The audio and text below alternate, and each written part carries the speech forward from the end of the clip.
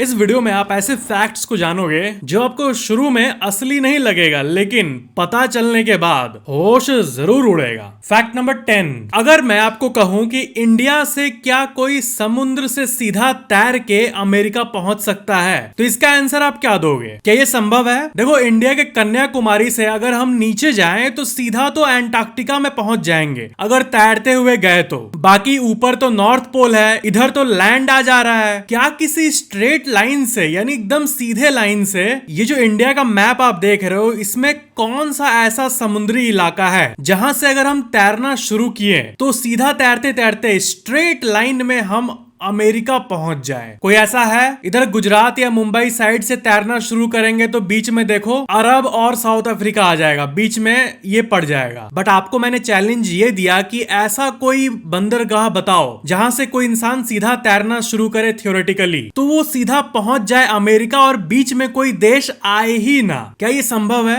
तो सुनने में तो आपको ये नामुमकिन सा लग रहा होगा, क्योंकि आप किसी भी बंदरगाह से निकलोगे, वैसे बंदरगाह कितना अजीब नाम है ना, मतलब बंदर का क्या रिलेशन है पोर्ट से? खैर, तो कहीं से भी निकलेंगे तो बीच में लैंड पड़ जाएगा, यानी कोई भी ऐसा बंदरगाह नहीं है जहां से सीधा हम अमेरिका जा पाए। लेकिन ये ट्रू नहीं है, असल में एक जगह है। अगर आप गुजरात से सीधा तैरते हुए निकलोगे तो आप सीधा आते आते आते आते अफ्रीका के नीचे से गुजरोगे और ऐसे करके आप अमेरिका पहुंच जाओगे। देखो, बिना कोई ऑब्स्टेकल के हम तैरते हुए पहुंच गए। अब आपको आ रहा होगा गुस्सा कि क्या बोलता है ये लड़का, अभी तो कह रहा था कि सीधा तैरना है एकदम स्ट्रेट लाइन में, लेकिन हम तो मुड़े। लेकिन ये रूट असल में आपको टेढ़ा लग रहा होगा, है ना, मैप पे देखने से। पर असल में ये रूट टेढ़ा नहीं है, बल्कि सीधा स्ट्रेट है। एग्जैक्ट, एकदम पूरा पूरी स्ट्रेट, क्योंकि ये तो फ्लैट मैप है। लेकिन अगर आप ग्लोब पे देखोगे तब आपको पता चलेगा कि ये पूरा का पूरा स्ट्रेट लाइन है। और थ्योरेटिकली कोई अगर तैरना शुरू करे तो वो सीधा एकदम तैरेगा तो वो अमेरिका पहुंच जाएगा। यही है एक बहुत बड़ा इल्यूजन। असल में ग्लोब मैप को हमें देखना चाहिए अगर हमें किसी भी जगह का कोई भी डेटा या रेफरेंस पॉइंट चाहिए तो, यानी ग्लोब असली और मैप झूठा। फैक्ट नंबर 9, क्या आपने कभी ये सोचा है कि नस काटने पे इंसान का मृत्यु हो जाता है, जबकि हाथ काटने पे इंसान जी जाता है? हाथ कटा हुआ रहता है और हाथ वाला पार्ट हील हो जाता है और इंसान जिंदगी भर रह ही लेता है। तो मूवीज में ऐसा क्यों दिखाते हैं कि जो इंसान ऐसे हाथ में नस काट लिए वो मर जाते हैं कुछ ही मिनट्स के अंदर, जबकि एक्सीडेंट में हाथ कटता है तब तो वो जिंदा रहते हैं? बहुत लोगों के मन में ये सवाल आता है। सही में बहुत कंफ्यूजिंग है ये बात कि हाथ के इस पार्ट वाला नस क्या इतना इंपॉर्टेंट है। देखो, इंपॉर्टेंट तो है, लेकिन बात यह है कि मूवीज में जिस तरह डिपिक्ट किया जाता है इसको कि इंसान ने काटा और मर गया तुरंत, वैसा नहीं होता है। अगर सही टाइम पे कुछ मिनट्स के अंदर हॉस्पिटल इंसान पहुंच जाए, ट्रीटमेंट मिल जाए, तो वो ठीक हो जाता है। ये गलतफहमी आमतौर पर फिल्मों की देन है कि कलाई का नस काट लो और तुरंत मृत्यु, वैसा नहीं होता। इंसान बच जाता है अगर कुछ मिनट्स के अंदर हॉस्पिटल पहुंच जाए तो। और हाथ कटना भी वही है। हाथ कटने के बाद भी अगर सही टाइम पे ट्रीटमेंट ना मिले तो इंसान की मृत्यु हो जाती है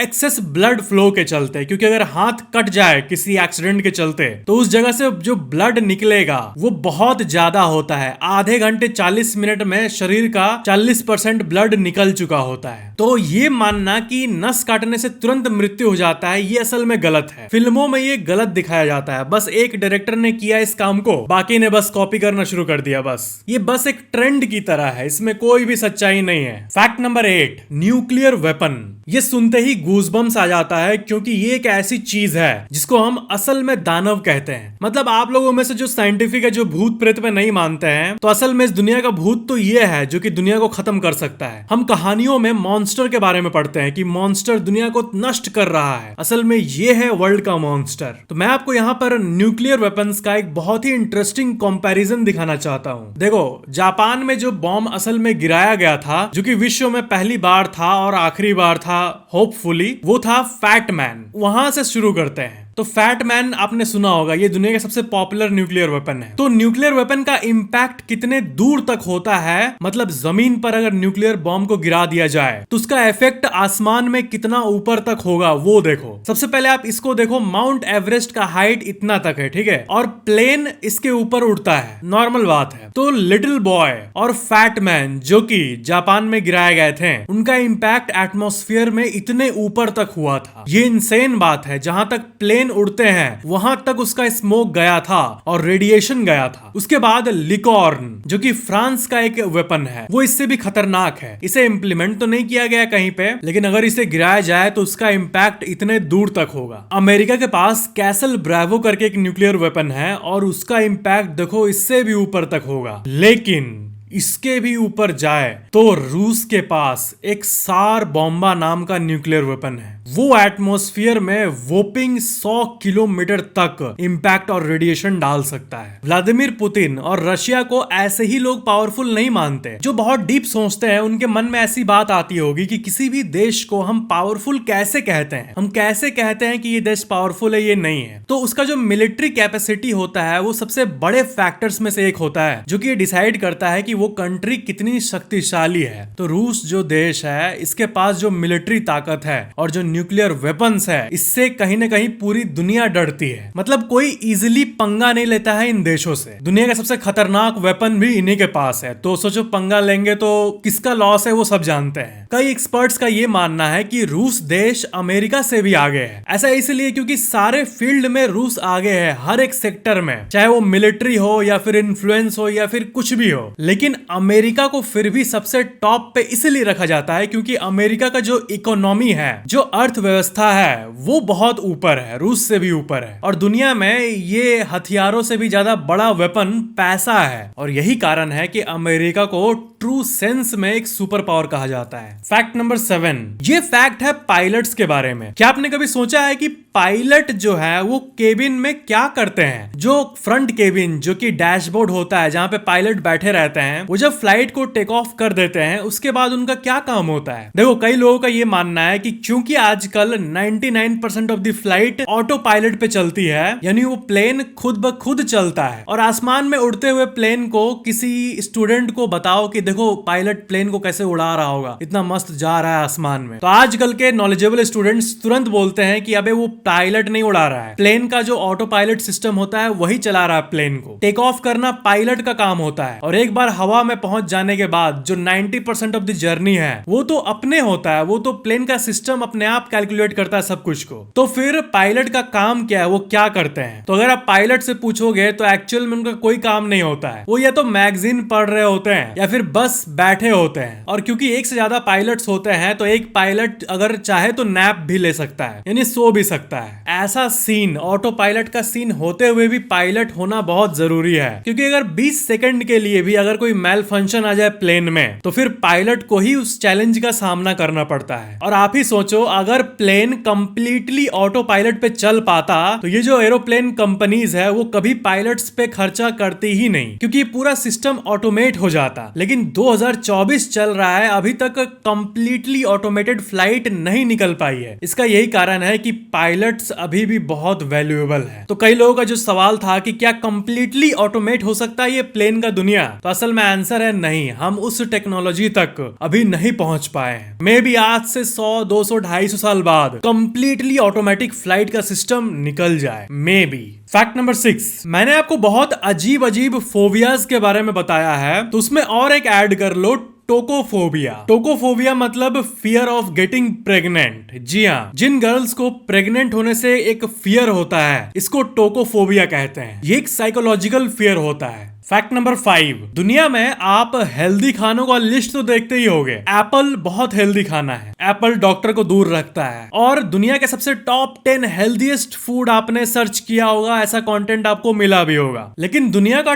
टॉप 10 अनहेल्दीएस्ट फूड के बारे में भी आपको पता होना चाहिए। तो अनहेल्दीएस्ट फूड में सबसे पहला आता है सोडा। जी हाँ, आप मानो या ना मानो, सोडा, जो लोग सोडा पीते हैं, शुगर से भरा सोडा, वो बहुत ही खराब होता है। दूसरे पे आता है चिप्स, जो आलू के चिप्स खाते हैं हम वो। तीसरे पे आता है एनर्जी ड्रिंक्स। जी हाँ, ये जो सो कॉल्ड एनर्जी ड्रिंक्स होते हैं वो बॉडी को असल में एनर्जी प्रोवाइड नहीं करते हैं। आप जैसे रेड बुल लोगे या फिर कोई भी कैफिनेटेड ड्रिंक्स लोगे, कैफिनेटेड ड्रिंक्स मतलब जिसमें कैफीन हो, और कैफीन बॉडी को असल एनर्जी नहीं देता है बल्कि दिमाग को नकली एनर्जी देता है, जो कि किसी भी तरह से हेल्दी तो नहीं माना जा सकता। ऐसा कहा जाता है कि कैफिनेटेड ड्रिंक्स को तभी लेना चाहिए जब आपको एकदम उसकी सख्त जरूरत हो। जैसे मान लो आपकी शादी हो रही है और शादी में तो सुबह 5 बजे तक जगना पड़ता है, और मान लो कि शादी में आपको नींद आ रही है, तो ले सकते हो रेड बुल ले सकते हो, मॉन्स्टर ले सकते हो, कॉफी पी सकते हो, क्योंकि शादी के दिन तो आपको जगना ही होगा ना।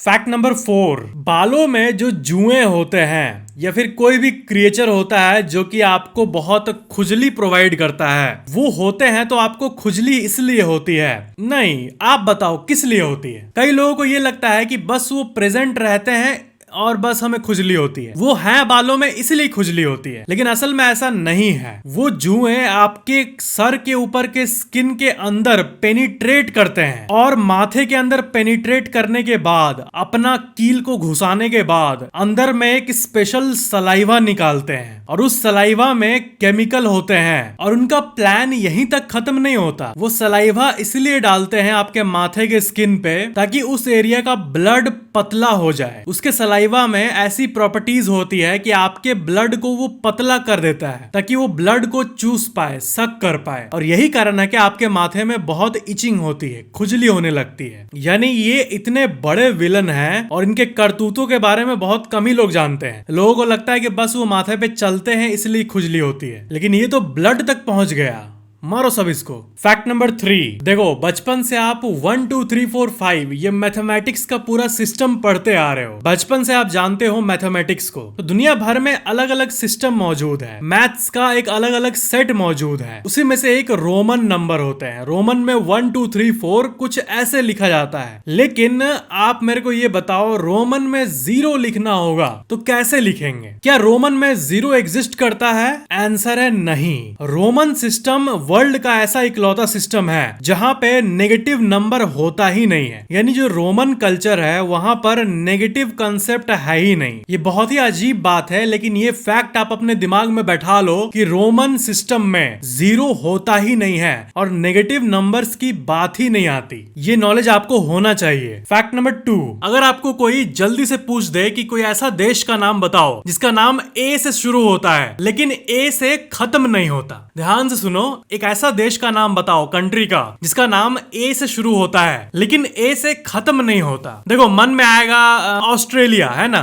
नहीं, इसका भी ए से शुरू होता है, ए से खत्म। ऑस्ट्रिया, इसमें भी सेम। एंटार्क्टिका, ये भी ए पे खत्म होता है। अब ए से कोई देश का नाम बताओ, इसमें लोगों के मन में ऑस्ट्रेलिया, अर्जेंटीना, अल्जेरिया ऐसे देश के नाम आएंगे, लेकिन तुरंत ऐसा कोई नाम आता ही नहीं है माइंड में जो कि ए से शुरू होता है लेकिन ए से खत्म नहीं होता। तो इस सवाल का जवाब आप याद रख लो ताकि कहीं भी आप एकदम अपना नॉलेज प्रदर्शन कर सको। तो इस दुनिया में जितने भी कॉन्टिनेंट और कंट्रीज हैं जिसका नाम ए से शुरू होता है लेकिन ए से खत्म नहीं होता, वो बस 2 ही है। पूरे धरती पे सिर्फ 2 ही देश है, वो है अजरबैजान और अफगानिस्तान। सिर्फ यही 2 ऐसे कंट्रीज है जिनका नाम ए से शुरू होता है लेकिन ए से खत्म नहीं होता है। बाकी और कोई भी कंट्री या कॉन्टिनेंट का नाम लो, जैसे कि Algeria, Andorra, Angola, Antarctica, Argentina, Armenia, Asia, Australia, Austria, सबके लास्ट में ही ए आ जाता है। बहुत गजब बात है ये। फैक्ट नंबर 1, क्या आपको पता है कि सिर्फ एक ही बार ऐसा हुआ है हमारे धरती के इतिहास में जहां सारे कंट्रीज ने मिलकर, इस दुनिया में लगभग 200 देश हैं, सब ने, एक भी छूटा नहीं, सब के सब ने आके साइन किया एक डॉक्यूमेंट पे और पूरे विश्व के सारे लोगों ने एक चीज पर अग्री किया, यानी सहमति जताया। वो कौन सी चीज थी? नॉर्मली क्या होता है कि कोई भी थॉट आए किसी भी देश को, उस पे सारे देश अग्री नहीं कर सकते, लेकिन एक बार सारे देश मिल गए और वो केस था ओजोन लेयर का। जो ओजोन लेयर है धरती के ऊपर, वो हमें सूरज के रोशनी में मौजूद हार्मफुल तत्वों से हमें बचाती है। लेकिन 1980 के समय वैज्ञानिकों ने ये पाया कि ये लेयर खत्म हो रहा है, जिससे धरती और गर्म हो रही है। और वजह क्या थी? धरती में मौजूद एक गैस जिसका नाम था CFC यानी क्लोरोफ्लोरोकार्बन। यही वो गैस है जिसके चलते ओजोन लेयर खत्म हो रहा था। और ये कहां से निकलती थी? ये 1980 के समय के refrigerator, air conditioner, packing material, industries में यूज किए जाने वाले बहुत सारे मशीन्स, इन सब चीजों से निकलती थी। तो आखिरकार सारे कंट्रीज ने आके तय किया कि हम CFC को बैन करेंगे। एक इंटरनेशनल ट्रीटी बना और साइन हुआ साल 1987 में। और किसी भी डिवाइस से CFC निकले तो उस डिवाइस को बैन कर दिया जाएगा। CFC को रहने ही नहीं दिया जाएगा, नई टेक्नोलॉजी का यूज करना होगा। और इसी का रिजल्ट ये हुआ